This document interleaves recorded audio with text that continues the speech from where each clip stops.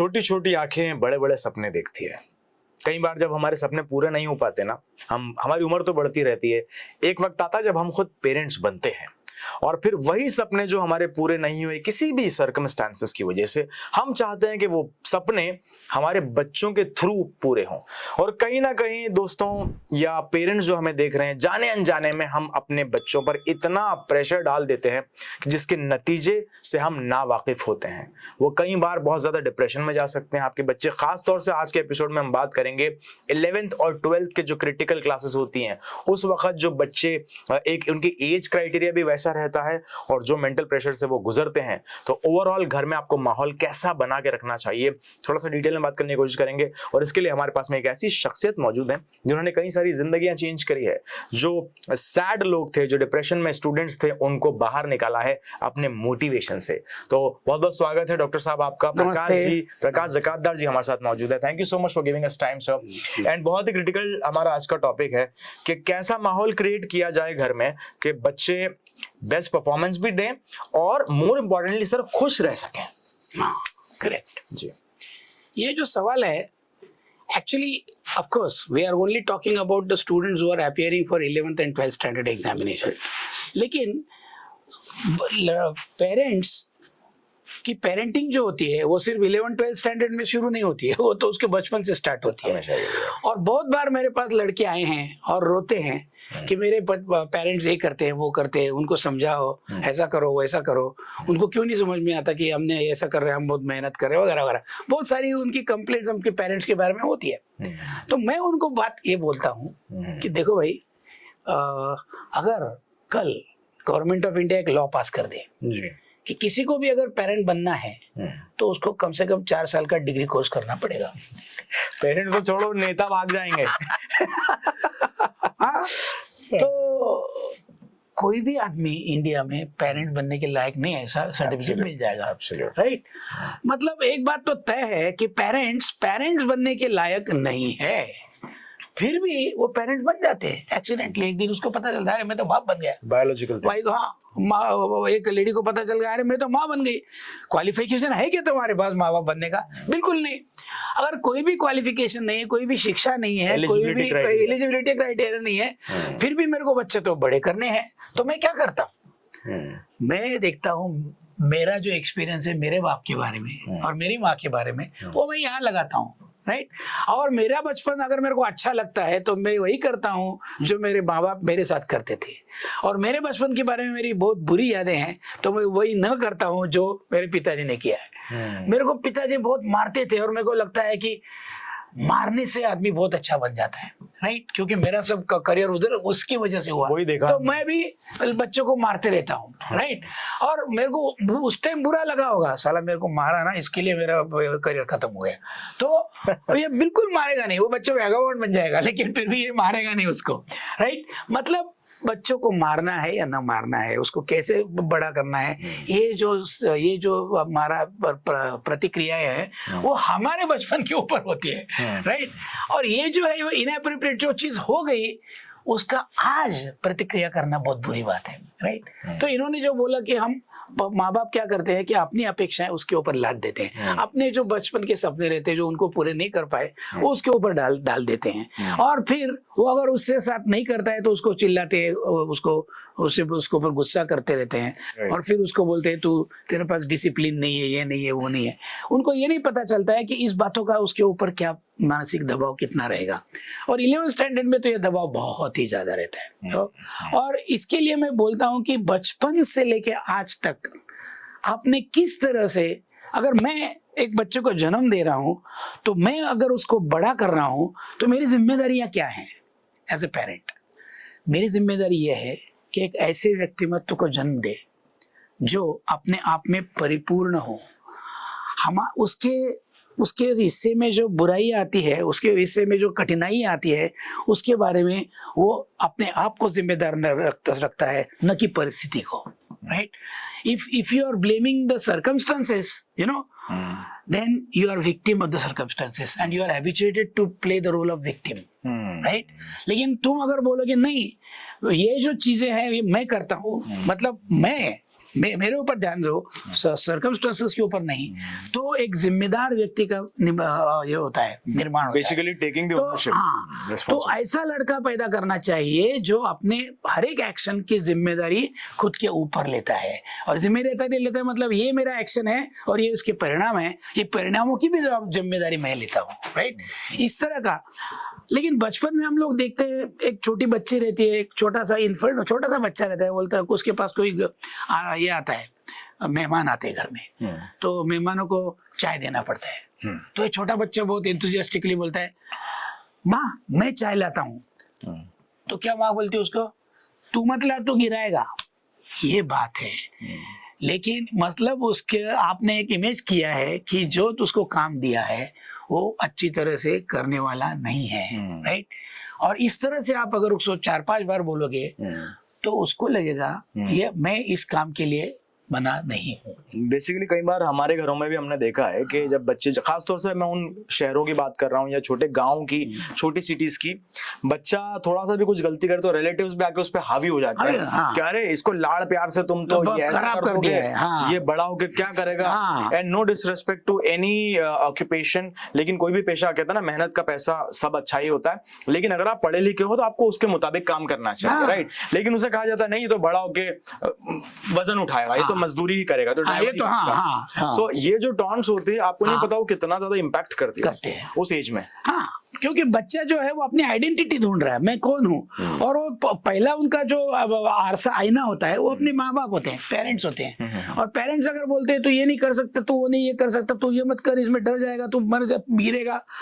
अरे भाई, मैं अगर पेरेंट हूँ तो मैं उसको बोलूंगा, देखो भाई तुम्हें, मेरे को कोई तकलीफ नहीं है, तू जाके चाय लेके आ, लेकिन चाय जब लेके आएगा तो गिरने की संभावना है, तो अच्छी तरह से लेके आ, गिरेगा no problem, will take care of it, will not be embarrassed. जैसे ये जो परवरिश है, इस तरह की जो परवरिश है, इसमें हम लोग उसकी व्यक्तिमत्व में एक प्रकार का कॉन्फिडेंस पैदा करते हैं, और हमको उसको विश्वास पैदा करना है कि हमें मालूम है कि तुम एक क्षमतापूर्ण आदमी हो, राइट, करेक्ट, बिल्कुल। तो ये जो इस तरह का अपब्रिंगिंग मेरे को चाहिए, तेरे से नहीं जमेगा। लास्ट टाइम क्या हुआ था, ऐसा ही इधर होने वाला है। इस तरह की बातें उस लड़के के ऊपर बहुत हावी हो जाती है, और इसका परिणाम आपने देखा है, बिल्कुल, ये सुसाइड में कन्विलेंट हो जाता है, बहुत बुरी बात है, बहुत लीथल इम्पैक्ट होता है। अच्छा सर, एक एग्जांपल के साथ मैं एक क्वेश्चन पूछना चाहूंगा। जैसे हम शुरुआत से बात करें दर्शकों के, कैसा एटमॉस्फेयर क्रिएट किया जाए घर में,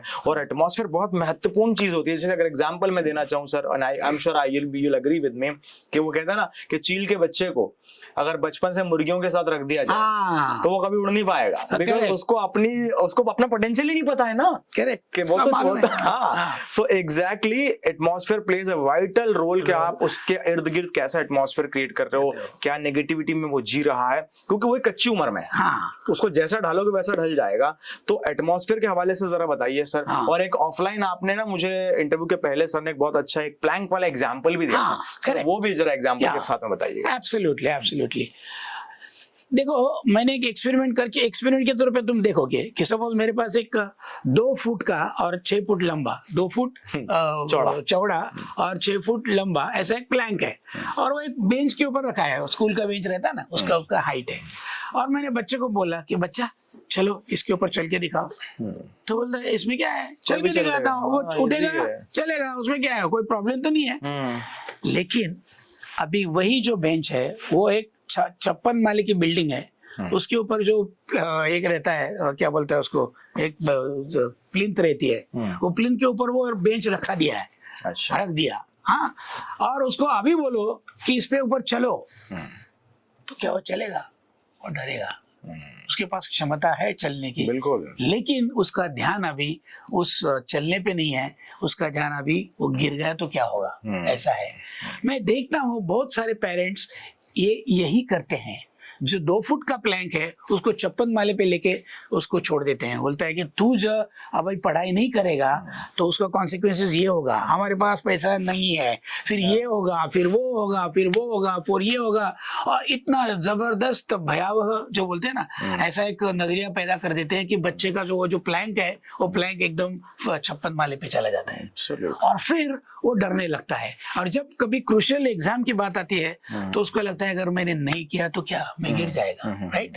तो लेकिन आपका नजरिया क्या होना चाहिए? वो आपने 56 माले पे भी उसको लेके गया तो आपको बोलना चाहिए, देखो बेटा तुम्हारा ध्यान सिर्फ चलने पे ऊपर है, नीचे क्या है सोचो मत।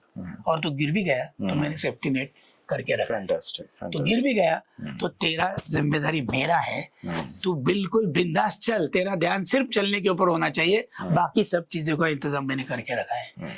जब वो इस तरह से बात करेगा तो बच्चा जिस तरह से परफॉर्म करेगा उसका कोई जवाब नहीं है। फैंटास्टिक। एक आखिरी सवाल और पूछना चाहूंगा सर कि ऐसे वक्त पर, क्योंकि जो पेरेंट्स हैं उनका मान लीजिए एक ही बच्चा है या 2 बच्चे हैं, वो भी अपने जीवन में पहली बार 10वीं या 11वीं में आए, वो भी पहली बार पेरेंट्स बने हैं, राइट।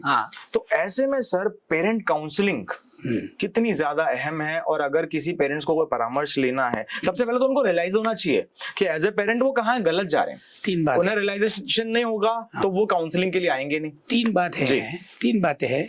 जैसे तुमने पहले बोला कि उनको इस बात की जरूरत महसूस होनी चाहिए कि मैं काउंसलिंग के लिए क्वालिफाइड नहीं हूँ, मैं एक पेरेंट हूँ।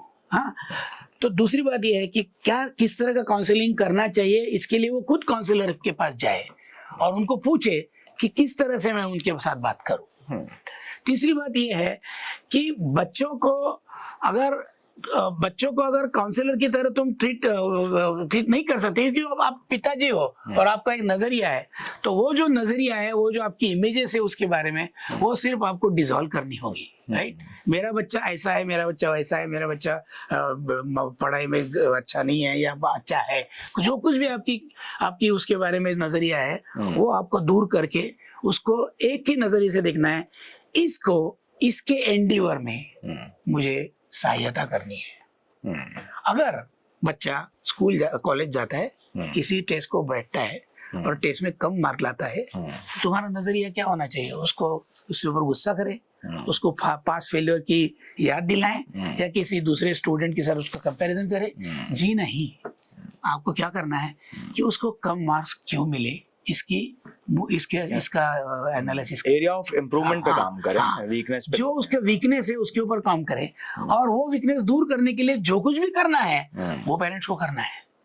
चिल्लाने से और इमोशनल रिएक्शन देने से प्रॉब्लम नहीं समझने वाला, और बिगड़ जाएगी। और तुम्हारी गाड़ी खराब हो गई और तुम चिल्लाने लगे क्या बकवास गाड़ी है, तो गाड़ी थोड़ी अच्छी होने वाली है, क्योंकि मैकेनिकल फेलियर है भाई, और तुम इमोशनल रिस्पॉन्स दे रहे हो। ये तो चीज है ना, तो वैसा है उधर, उसको नहीं आ रहा है और तुम चिल्लाते रहते हो, क्या होगा? कुछ नहीं होगा।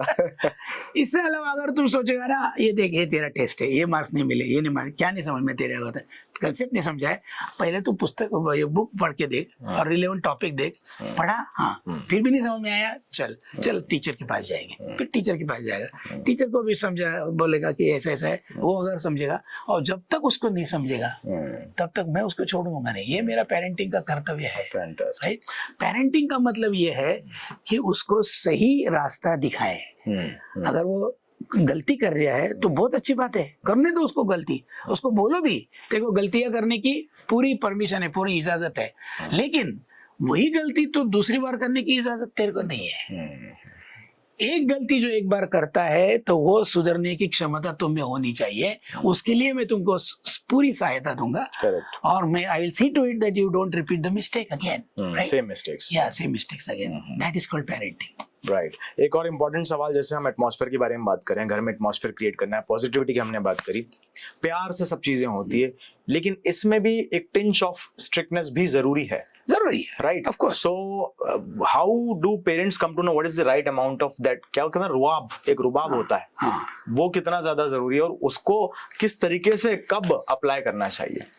जैसे कई सारे पेरेंट्स हर वक्त डांटते रहते हैं, ऐसा भी होता है। एक एग्जांपल देता हूँ जी। मैं एक पेरेंट्स मीटिंग ले रहा था, उसमें एक औरत बैठी थी, वो खुद किसी स्कूल की हेडमास्टर थी। अच्छा। हाँ, वो मेरी बातें सुन के मेरे को बोलती है, सर मेरे को तो कुछ समझ में नहीं आता है, मैं मेरे बच्चे के बारे में क्या करूँ। बोले क्या हुआ मैडम, आपकी समस्या क्या है? अरे कुछ नहीं यार, मेरा बच्चा कुछ पढ़ाई नहीं करता है, तो मैंने उसको बोला साला इसको मार मार मार मार के साला सीधा करेंगे। उसके ऊपर इतना प्रेशर लगाया। मैंने बोला फिर क्या हुआ? बिल्कुल पढ़ाई नहीं किया उसने। तो मैं हंसने लगा। तो प्रेशर किया तो पढ़ाई, फिर आपने क्या किया? मैंने छोड़ दिया उसको, साले जाने देना, मेरे को क्या करना है, उसकी जिंदगी उसका जो होगा होगा। तो मैं छोड़ दिया। फिर अभी क्या होगा? फिर भी पढ़ाई नहीं करता है। तो पेरेंट्स का जो होता है ना, वो उसका पेंडुलम रहता है, वो एक एक्सट्रीम में जाता है, फिर दूसरे एक्सट्रीम में जाता है, पहले एक्सट्रीम में जाता है, दूसरे एक्सट्रीम में जाता है। उनको पता नहीं अभी क्या करूं। तो वो मेरे को पूछती है कि इस सिचुएशन में क्या करूं। मैंने प्रेशर डाल के देखा, कुछ नहीं हुआ। प्रेशर निकाल के देखा, कुछ नहीं हुआ। तो मैंने उसको बोला देखो भाई, ये जो आप बात करते हैं उसमें एक आपको समझ में नहीं आ रहा है, लेकिन एक एजम्पशन है कि तुम्हारा बच्चा पढ़ेगा या नहीं पढ़ेगा is a function of how you treat him. Absolutely. ऐसा आपको लगता है कि मैं प्रेशर देने से ये पढ़ेगा या मैं प्रेशर ना देने से ये पढ़ेगा, मैं करूंगा फिर ये करेगा, और मैं जो करता हूँ इसका कॉन्सिक्वेंस ये बच्चा करेगा, राइट? तो इसके मतलब है कि वो जो कुछ भी करेगा उसकी जिम्मेदारी आप अपने आप पे लेना चाहते हो। ये गलतियां है, उसको उसके भविष्य पे छोड़ दो। उसको बोलो भाई साहब, ये जो है ना, ऐसा पढ़ोगे, नहीं पढ़ोगे तो ये होने वाला है, पढ़ोगे तो ये होने वाला है, और पढ़ोगे तो ये प्रगतियां तुम्हारे सामने है, और नहीं पढ़ोगे तो ये दुश्वारियां हैं। और जहां तक हो सके हम तुमको वहां से बचा सकते हैं, लेकिन हम कितना बचाएंगे? Because we also have our own limitation, limited time also. Limited time है, हमारे पास लिमिटेड रिसोर्सेस है, फिर भी we will help you। ऐसा कुछ नहीं कि हम तुमको तो ये जो है, ये जो कन्वर्सेशन है, ये सबसे इम्पोर्टेंट है। वो क्या है मालूम है? अगर मैंने उस माँ को बोला कि आप मेरे को कैसा प्रश्न सवाल पूछते हैं मालूम है? मैं गाड़ी में बैठा हूँ, गाड़ी चला रहा हूँ, और आप मेरे को पूछ रहे हैं सर एक्सीलेटर कितना दबाने का।